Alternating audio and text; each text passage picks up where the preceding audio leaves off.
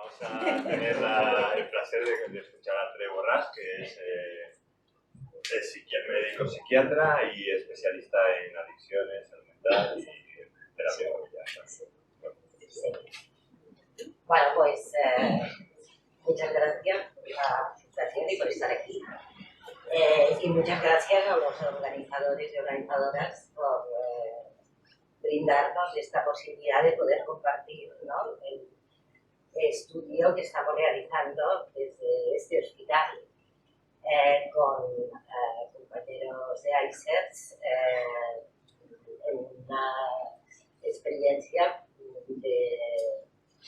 para personas que están usando metadona desde hace años, que quieren dejarla y que hasta la fecha pues no han tenido oportunidad de hacerlo porque se les ha hecho un proceso costoso.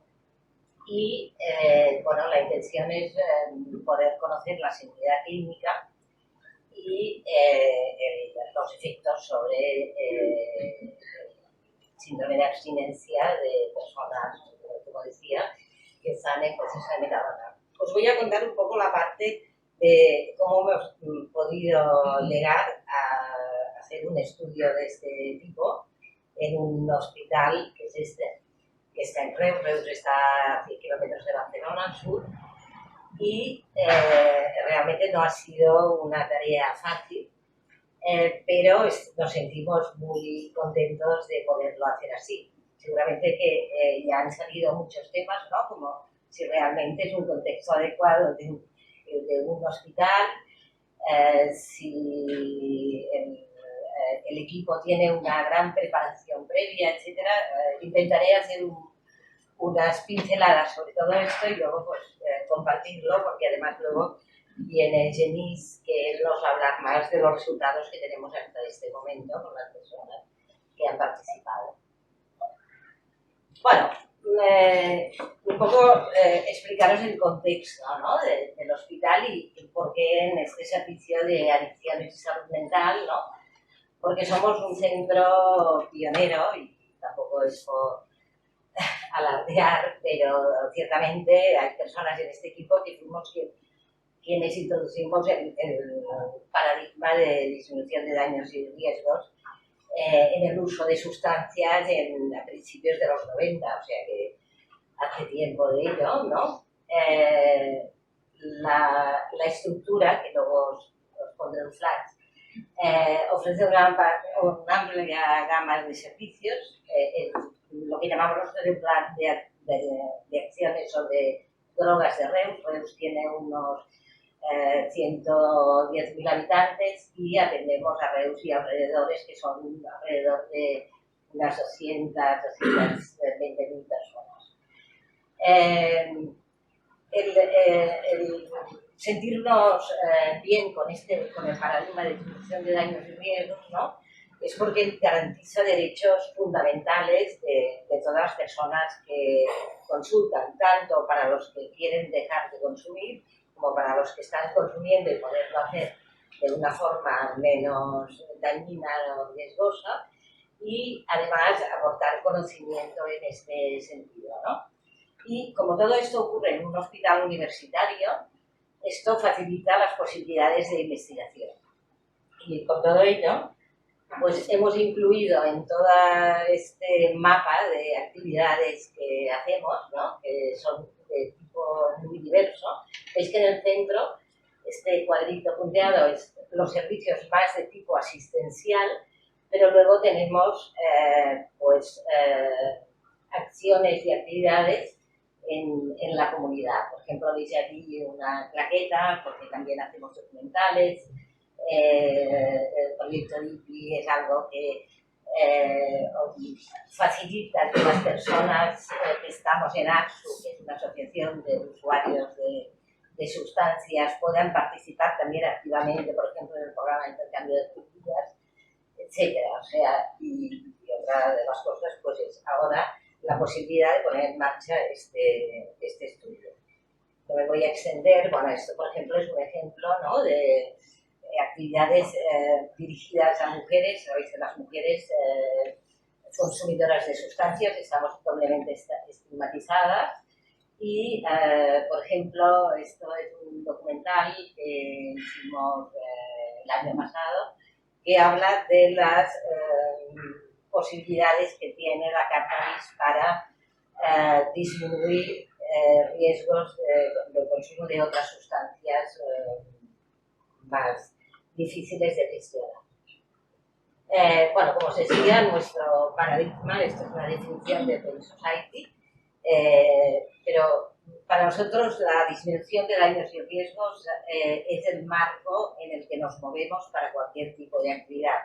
Insisto en esto porque a veces se confunde, a mi entender, el que la disminución de daños y riesgos es enfocado a personas que están en situaciones de mucha vulnerabilidad y mucha complicación, y solo son aquellas medidas o acciones que disminuyen riesgos, pero para nosotros esto invade toda la escala de opciones, y también la aproximación terapéutica para aquellas personas que en un momento dado deciden dejar el consumo, o sea, de una forma más duradera o menos, ¿no? Aquí unos datos del Observatorio Europeo y el Observatorio Español de Drogas, donde vemos que en el Estado español hay 58.540 personas en tratamiento con agonistas opiáceos, o sea que es una población importante, y por esto nos parece muy importante el hecho de tener otras opciones terapéuticas. Esta es una de nuestros intereses principales, o sea, no hacemos esto para dejar otra cosa, sino lo que queremos es precisamente que todo el mundo pueda tener su opción, ¿no? En 2020, como veis, fueron admitidas a tratamiento por consumo de opioides en España 8.502 personas, de las cuales 7.752 fueron por heroína, 289 por metadona y 560 por otros opioides. Estamos empezando a ver también personas que han sido tratadas en clínica del dolor, que luego, en un momento dado, quieren dejar la sustancia que les han puesto como tratamiento, y también tienen importantes dificultades porque a veces esto se relaciona con otros malestares. Como veis, los tratamientos sustitutivos son mayoritariamente con metadona, y por tanto el 88,6%, lo cual quiere decir que en esta población pues hay muchísimas personas. Entonces fue coincidiendo con la propuesta de José Carlos en el contexto de la presentación de un libro que empezamos a tramar esto hace muchísimos años, por cierto, y nos hemos dado cuenta que empezamos a hablar de ello hace 8 años, y el estudio se materializó hace 2 años, o sea que realmente el trabajo para poner esto en marcha pues nos ha llevado bastante tiempo, ¿no? Bueno, esto es lo que es el servicio de tratamiento, ¿no? Y nosotros tenemos el tratamiento con metadona unas 250 personas de forma habitual, las que están en tratamiento aquí, porque luego también hay una red de farmacias que dispensan, de oficinas de farmacia comunitaria que dispensan tratamientos con metadona. La proporción de mujeres y hombres en el programa de tratamiento es de 20% mujeres y 80% hombres. Esto es bastante representativo de la proporción que se mantiene en general en los diferentes programas de tratamiento con metadona. En los más de 30 años del programa de tratamiento con metadona, el 1% se identifican como personas de género no binario. Bueno, como decíamos, trabajamos en un entorno donde se aplica de manera sistemática y desde hace muchos años la perspectiva y visión de género. Todo esto ha ocurrido durante la pandemia de COVID, ¿no? Lo cual nos ha complicado aún más el proceso, ¿no? Y nos fue retrasando también la fecha de poder iniciar el estudio y además, bueno, esto no deja de ser una dificultad porque para que las personas que en un momento dado están en una situación dudosa de incorporarse al programa, el hecho de tener que acudir al hospital les supone una cierta dificultad. A otros no, a otras no, pero a algunos sí. El diseño de la investigación procuramos que fuera de tipo naturalista, ¿no? A pesar de que, como veréis, luego, por supuesto, también la aprobación del Comité de Ética pues tenía que cumplir con una serie de requisitos, ¿no? En conclusión, los criterios más restrictivos de exclusión son los tratamientos psicofarmacológicos. Pues podrían aumentar el riesgo de efectos relacionados con el ritmo cardíaco, que es un poco la principal dificultad que pueden tener las experiencias con ibogaína o los tratamientos como es este caso, ¿no? Este es el protocolo, ¿no?, que fue presentado al Comité de Ética. Estamos en el hospital, hay un instituto de investigación, ¿no?, que ampara todas las investigaciones de los hospitales de la zona, y esta es la resolución donde nos aprueban el estudio. Hay que decir que tuvimos la fortuna de poder incorporar a cardiólogos en el estudio, ¿no?, lo cual nos da a todos muchísima seguridad, y realmente no sé por qué fueron los que mostraron mayor interés dentro de los diferentes servicios del hospital, porque y nos están dando un apoyo muy importante, ¿no?, porque como veréis se realizan muchísimos electrocardiogramas para el tema de la seguridad, y hay normalmente es la cardióloga que los revisa todos uno por uno en cada ingreso, lo cual es un trabajo importante, ¿no? Porque, claro, hubo que preparar el contexto general del hospital, por si en un momento dado había alguna dificultad, alguna situación de emergencia, que claro, esto se podía dar, pues, por ejemplo, a las 8 de la tarde, cuando el equipo de guardia pues ya se ha minimizado al máximo, ¿no? Y entonces, bueno, pues no dejaba de ser una posible complicación, y como decía, o sea, pudimos ver un poco las reacciones, ¿no?, de todo el equipo médico, y verdaderamente los cardiólogos fueron los que se implicaron más.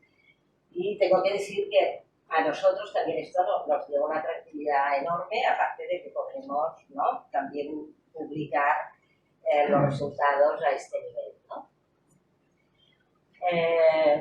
Hemos ido adquiriendo una importante experiencia de manejo de cocaína, lo cual en este momento, ¿no?, ya a veces nos cuesta casi cumplir estrictamente con el protocolo y los criterios de inclusión y exclusión, porque vamos viendo que podríamos abrir un poco más, ¿no? Pero el objetivo está claro, es que esto hay que hacerlo para poder dar un paso más, ¿no? Le realizamos una entrevista preliminar que la suelo hacer yo, donde un poco se explica, ¿no?, el proceso del estudio, se explica acerca de la ibogaína, de los posibles riesgos que hay, pero claro, se enfatiza especialmente o sea, el contexto hospitalario como un contexto de seguridad, y entonces es cuando se les da la información por escrito, tienen unos días para poder procesarla y valorarla, se les ofrece la posibilidad de que consulten y también se les da el consentimiento para que vengan a firmarlo, bien sea ya en la exploración siguiente o bien en aquel mismo momento, porque es verdad que hay personas que ya vienen muy informadas, porque también han venido personas no solo de nuestros servicios, sino de fuera. Incluso hubo un participante que estaba en Fuerteventura, vivía en Fuerteventura, ahora está en otro país, pero no sé, a mí me ha gustado mucho esto de poder hacer esta presentación aquí, ¿no? Porque realmente ya el estudio tenía una conexión con Fuerteventura, aparte de las de Oslo. Bueno, esto es parte de la hoja que se les da a las personas participantes. Es una información bastante exhaustiva, tiene 12 páginas. Y, en resumen, los criterios de inclusión serían esto: sería estar entre 18 y 60 años. Seguramente si en este momento, tras la experiencia, lo alargaríamos a 65, porque teniendo en cuenta que la población que lleva mucho tiempo en Metadona ya es una población que tiene cierta edad. Por ejemplo, aquí está Alex, que nos proponía un participante también de Fuerteventura, ¿no? Que no lo pudimos aceptar porque ya había cumplido los 61, ¿no? Bueno, el peso corporal, ¿no? Que tiene que estar dentro de estos parámetros, una historia clínica y examen físico normales, pero bueno, esto es un término bastante amplio y vago, ¿no? Sujetos y evidencias significativas de trastornos orgánicos, ¿no? Y también se realizan unas pruebas, unos análisis de sangre muy básicos para ver que la función hepática pues, esté en condiciones de poder metabolizar, ¿no? Bueno, esto es un poco lo mismo que os estoy contando, los signos vitales, ¿no? No haber participado en otro estudio en los 2 meses previos al estudio. También nos hemos encontrado con personas que han querido participar, que habían estado en una clínica de tratamiento fuera del país, pero bueno, por suerte eso hacía tiempo ya. Y luego un electrocardiograma de 12 derivaciones, porque sabéis que la ibogaína tiene el riesgo de alargar el QT, aunque estas medidas de QT son 430 milisegundos en hombres y 450 en mujeres, son ya muy seguras, ¿no? Los criterios de exclusión, ¿no?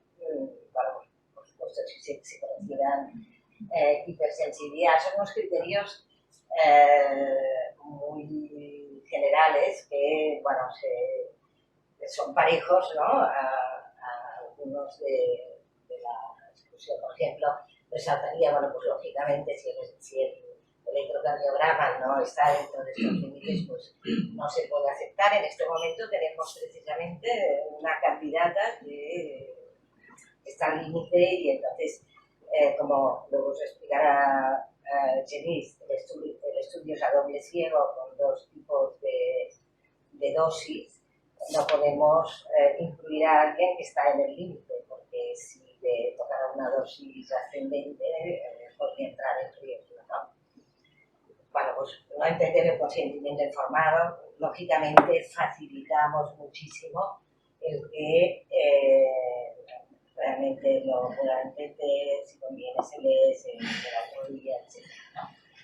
Y luego los test positivos, ¿no? Para otras sustancias. Se pide que en la exploración, en el momento de iniciar en la primera hospitalización, se realiza un test de metabolitos de sustancias en orina y tiene que ser negativo, aunque también tengo que deciros que lo del cannabis lo hemos minimizado bastante, ¿no? En la entrevista de valoración general, cuando ya sabemos que esta persona se pasan estas escalas para poder objetivar este tema, de la escala. Después vendría la exploración física, médica y psicológica. Aquí tenemos las pruebas que se piden, pero que podéis ver que son pruebas muy básicas. Y con lo que nos encontramos es que a veces las personas que están en tratamiento con antirretrovirales, este es en ocasiones un motivo de exclusión, porque están con cargas virales a cero y con los virólogos les pedimos que si por favor pueden cambiar, aunque sea por 6 semanas, tal, pero bueno, pues ahora también tenemos 2 candidatos a participantes que si no pueden cambiar de antirretrovirales, pues también tenemos que excluirlos, porque es que entonces la metabolización a nivel hepático no tenemos claro que pueda funcionar. Bueno, este sería el contexto donde se realiza, es una foto real. Natalie nos dio todos los permisos para poderla mostrar. Y bueno, aquí veis las piernas que son las de Genís, que es el acompañante durante 24 horas, el cardiógrafo, el monitor para la tensión. Como os decía, durante la segunda entrevista se recogen todos estos datos y se realiza el electrocardiograma. Y añadir que además de este estudio, estamos también haciendo un estudio fenomenológico. En nuestro equipo tenemos también un compañero que es antropólogo y actúa como tal, y entonces él se está encargando de esta parte más fenomenológica, porque también nos parece muy importante, ¿no?, que el estudio tenga toda esta parte. Una vez realizadas estas exploraciones, ¿no?, el equipo interdisciplinar, que está formado por enfermeras, psicólogos, especialistas en medicina interna, generalistas, cardiólogos, antropólogos y psiquiatras, realizamos una evaluación para decidir la inclusión o exclusión en base, porque todo parece muy claro, a veces hay algún matiz que nos preocupa y tenemos que, sobre todo cuando son personas que tienen unas pruebas un poquito al límite. Entonces, cuando ya se ha acabado toda esta exploración y se ha decidido, es cuando el antropólogo hace esta entrevista donde se aporta información muy interesante. Ya estamos en el primer ingreso de 24 horas. Los ingresos son de 24 horas en una habitación del hospital. La persona acude a donde nos instante nuestro servicio, ¿no? Se le realiza de nuevo un electro, unas pruebas básicas, etc. Y si todo sale bien, se sube a una habitación de una planta del hospital. En este caso ahora es la planta donde están las personas que solo ingresan unas horas, ¿no?, de cirugía cardiorrespiratoria, se llama, que no están hospitalizadas, o sea, no suelen pernoctar en el hospital, y se le administra la ibogaína y empieza pues todo el proceso de y esto ocurre durante 6 semanas seguidas, es decir, normalmente los ingresos son el martes, la persona toma su última dosis de metadona el lunes y viene al hospital a las 8:30 del martes, y es cuando se hace el ingreso, y esto ocurre durante 6 semanas seguidas. 6 semanas seguidas que sirven para, al alta, a las 24 horas del miércoles, la persona salga con la mitad de la dosis de metadona. Con lo cual, personas con dosis de 40 miligramos, que es una dosis bastante ideal para esto, acaban su tratamiento a veces incluso en la quinta sesión, y la última ya es para consolidar la mejoría, ¿no? Cada participante tiene apoyo psicológico, médico, psiquiátrico y de enfermería mientras está en el hospital y durante el estudio. El apoyo psicológico lo realizo yo normalmente por teléfono en 3 sesiones. O sea, mientras está en el hospital estáis con la persona durante las 24 horas. Subimos, ¿no?, los participantes a ver un poco cómo van las cosas, y el seguimiento continúa a través de Telegram para resolver dificultades del tipo que sean, porque a veces hay algún malestar, muchas veces se quejan de tensión muscular, que eso pues, se explica cuando hay horario a veces, ¿no? Y sobre todo ayudar a integrar la experiencia en el caso de que hayan tenido experiencias más de tipo psicoactivo, ¿no? Y después de esas 6 semanas, este seguimiento de Telegram continúa durante un mes, y siempre se deja abierto a que si alguien tiene necesidad de consultar cualquier cosa, que haya pasado un mes, puede hacerlo. Las personas que proceden de nuestro servicio, claro, van a continuar su itinerario terapéutico con sus terapeutas de referencia. Las personas que vienen de fuera, porque hemos tenido personas que vienen de Italia, de Bélgica, estas personas normalmente intentamos que conecten con sus referentes de procedencia, y naturalmente algunos lo hacen, otros no lo hacen, ¿no? Y nos vamos mandando pues, algún Telegram así ya sin tanta formalidad, ¿no? Bueno, esto es, por ejemplo, para que veáis un poco, en este caso era WhatsApp, no era Telegram, porque no se va a poner. Esa persona, por ejemplo, tuvo un problema de lo que explica que como hemos cogido un pantallazo, hemos cogido lo que hemos cogido, ¿no? Tuvo un problema de bronquitis, el médico de cabecera, pues en este momento suelen ser muy inaccesibles, total que al final se lo acabamos solucionando nosotros, porque bueno, entonces, como decíamos, la entrevista fenomenológica se hace una al principio y otra 15 días después del sexto ingreso, ¿no?